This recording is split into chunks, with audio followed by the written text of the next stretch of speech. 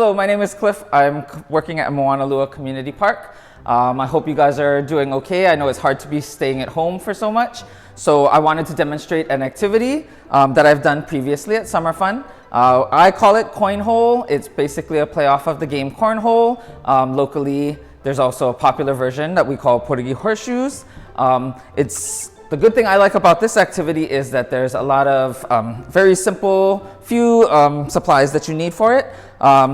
For my activity, I will be using 2 Styrofoam meat trays, a stapler, an X-Acto knife, a marker, and a penny. Okay, some modifications you can use for it. I have also used soda or beverage boxes that you can find around the house. If you don't want to use a penny, I use the penny because they're cheap and you can get them in multitudes, but I also have some fake coins, some quarters. You can even use checkers in place of it. If you wanted to, for X-Acto knives, if the kids want to do things themselves, you can also do it with scissors. For the boxes, for the Styrofoam, it was a little harder to glue them together, but if you're using boxes that are easier, glue is good as well. And then for decorating, I also have some stickers, crayons, markers. If parents feel so inclined, they can use paint or construction paper and other things like that to decorate theirs. Okay, so to start off, one thing I would always suggest to parents or anybody that's running this activity is you want to make sure that the child knows how their setup is going to be. So the first thing you want to do is put it together. So it's going to be set up perpendicular to each other.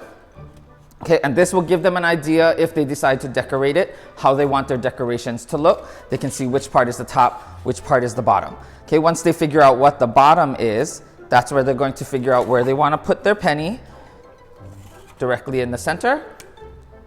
And they can trace their circle that they will be using to make their hole. Okay, I like to do this step first because when they decorate, they need to know where the hole is so they don't decorate where it's going to get cut out anyway.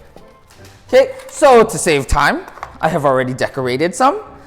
This is more sports theme related to cater to boys. My sample has some flowers and butterflies. Okay, so once you have your decorations, what you're going to do, you're going to cut your hole. So again, like I said, I chose for precision's sake to use an X-Acto knife. If you are doing the X-Acto knife, that is something I would suggest for teens or especially adults, definitely not for children. Again, if you want to let the child do it themselves, it's probably best to do it with the child safety scissors. Just understand that depending on the child's skill level, sometimes the hole might be a little oddly shaped or difficult to get to the correct size based off of what you draw. Okay, so you're just going to slowly cut your hole, following the line that you traced.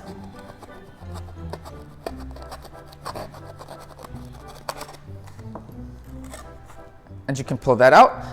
Obviously the edges are a little frayed, so what I like to do is I like to take my marker and run it around the edges just to smooth the edges out a little bit. Okay, and then, I don't know what I did with my penny, but now your penny should be able to nicely fit through the hole.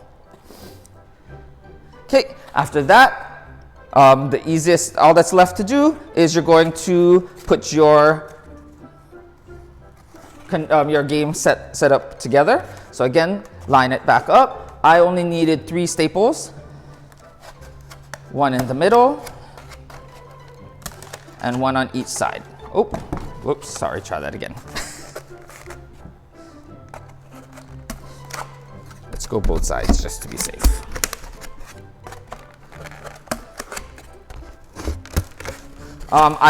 When I originally did this activity, I did use hot glue. I know that's a bit of a concern. 1, again, safety. 2, I don't know if people have hot glue at home. And 3, you have to deal with the possibility of the Styrofoam melting. But it did work. Okay, and then so here you go. Here's your finished product.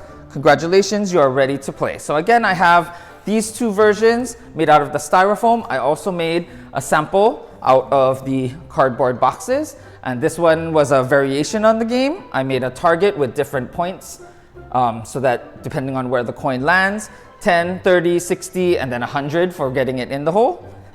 And then I didn't put together the whole system together, but I did also make a skee ball variation with multiple holes, different sizes. Obviously the bigger size worth fewer points, smaller size worth more points.